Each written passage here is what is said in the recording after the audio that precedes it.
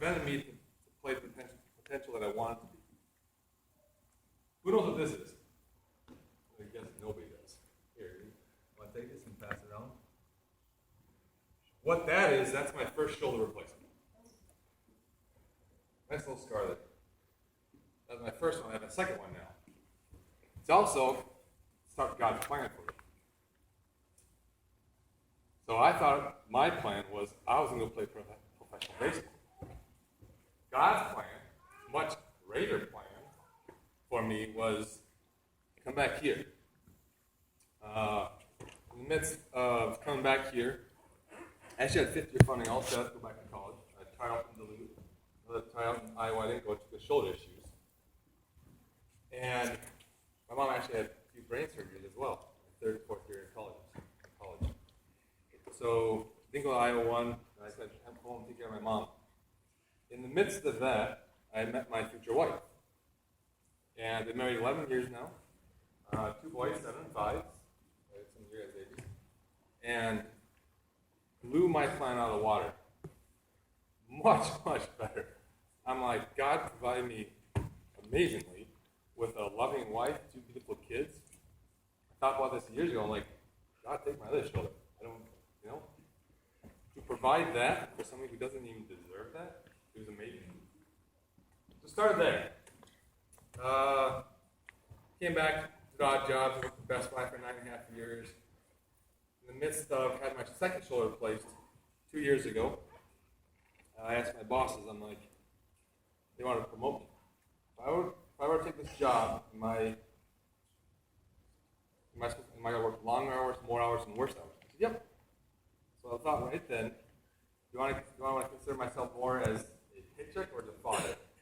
So I left there, went to Wells Fargo, started out good, and then not so good. It wasn't for me. Did billboard advertising for 7 months. And then last December 14th, I woke up and I felt disconnected. Didn't know what it was. I felt this way 3 other times the last 15 years. Didn't really know last couple of days, a week, whatever it was like.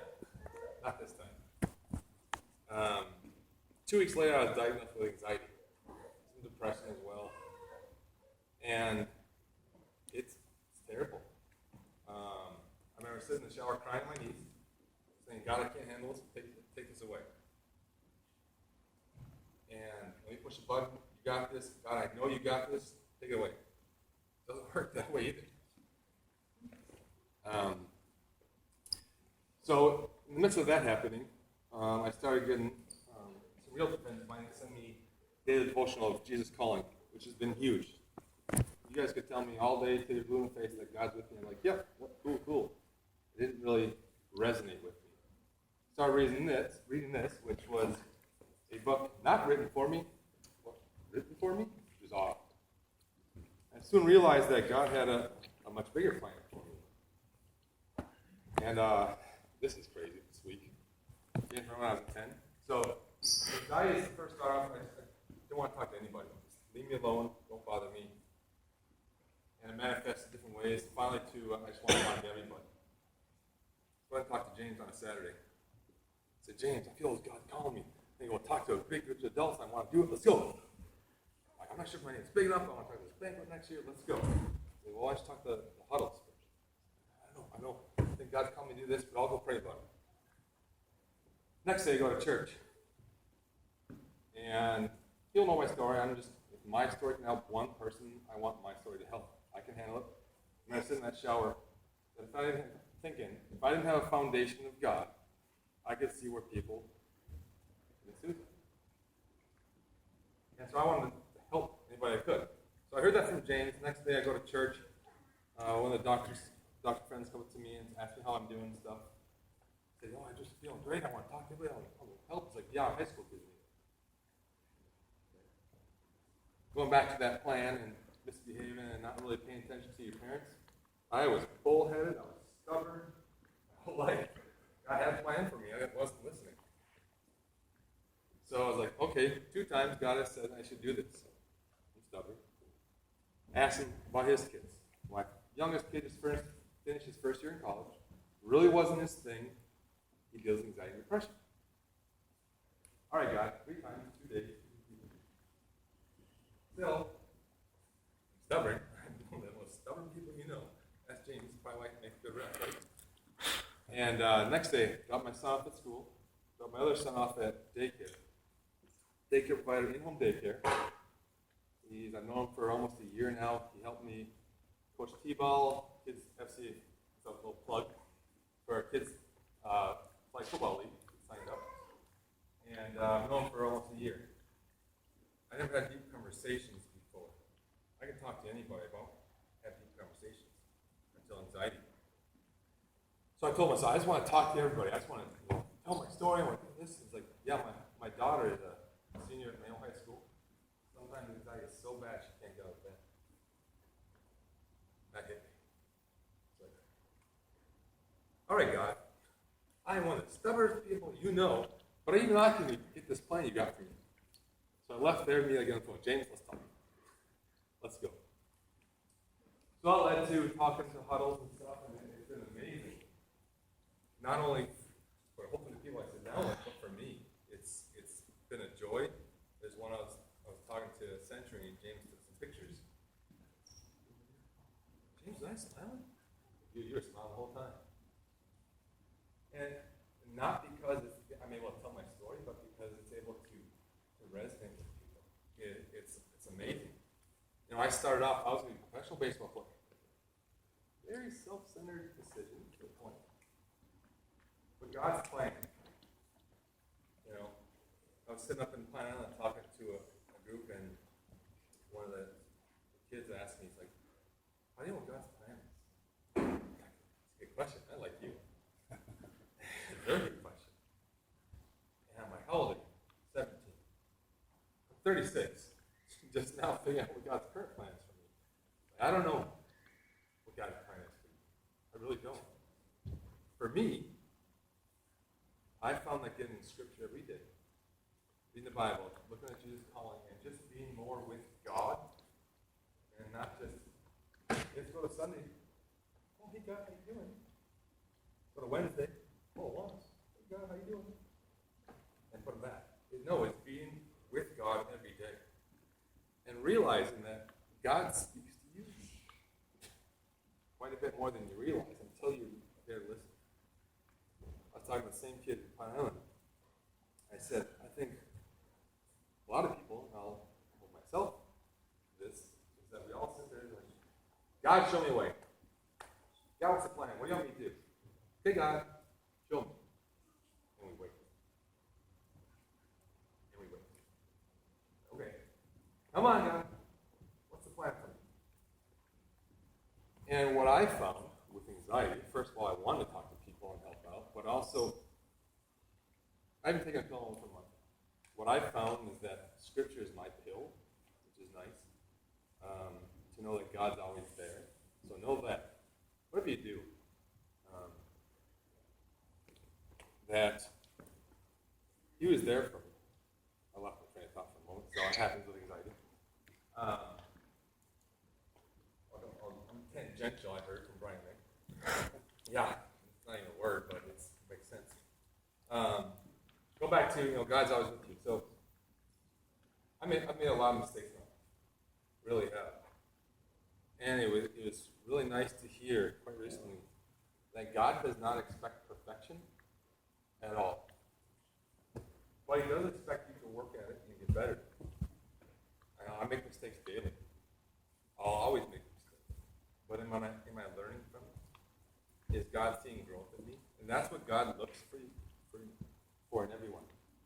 Are we striving to be better? Are we trying to look, what God's plan is for us? Are we living for ourselves to be a professional baseball player? Or are we living for God? Look back at anxiety.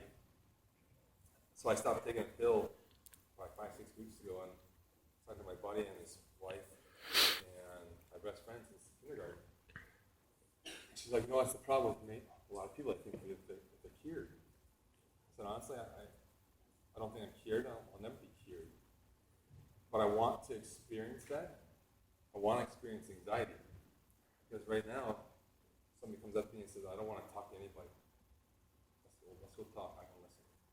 Someone comes up to me and says, I just want to talk to everybody. Hey, let's go. We'll sit down 500 people around and we'll talk.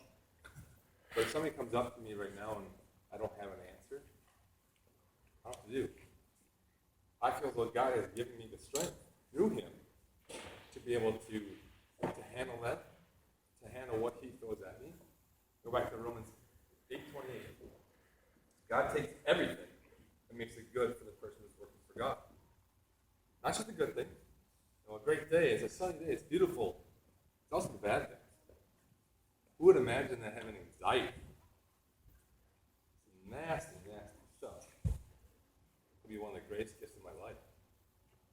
If not for anxiety, which slowed me down to realize God's plan, I wouldn't be here. Never would have started working with FCA. James and I have talked about it for years. Last 2 years, now. And here's a funny story.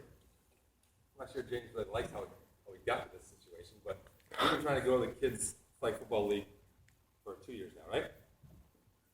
Well, have you ever reffed before? You tend to get yelled at. You've been a ref, haven't you? I don't mind it. It's kind of fun. James doesn't really like to yell. So, we're talking about how about quitting disbanding the league last 2 years ago, talking about doing it again this past year. And I went from a player to a ref to now I'm going to run Saturdays to free James up. So I looked at that situation. I said, hey, James, because you got yelled at every single game, every single Saturday, and you hated, like you didn't want to be there, well, the kids league for 140 spots. I don't know if James liked that at first, but I think he liked that.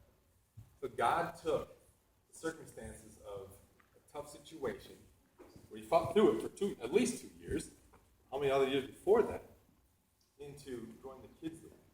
And you dealt with it until God provided me.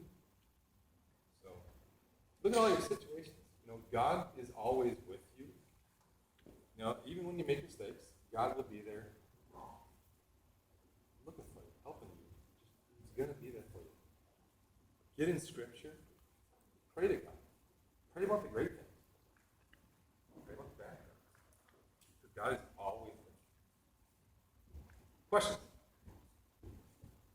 I ended that rather abruptly. So. Not yet. You don't have to do that. Any questions? Wow. Maybe I should have told them we had questions. I want to thank you. It's been an amazing journey. Oh yeah, I'm talking about journey today. It's not the end game. I think too many people get focused, and I was definitely there. That's where I want to be. Right over there. And that's what I was focused on. The end. Enjoy the journey. God puts you in situations. Ooh, why did I talk about this? God has given every single person. You? Yeah, you, huh? I love it. Every single one of you has a unique ability in this world to do something that no one else can do. Think about that. How cool is that? Yeah, huh? I like you. What's your name? What? Fallon? Get her at something extra or something. She's being interactive. But yeah, you know, it's God's always with you, and a unique plan for every single one of you. Okay? It's awesome. It's an awesome feeling. You know, anxiety really tears you down. And don't get me wrong, Satan's going to be at you right there when you falter. But also know God's there too.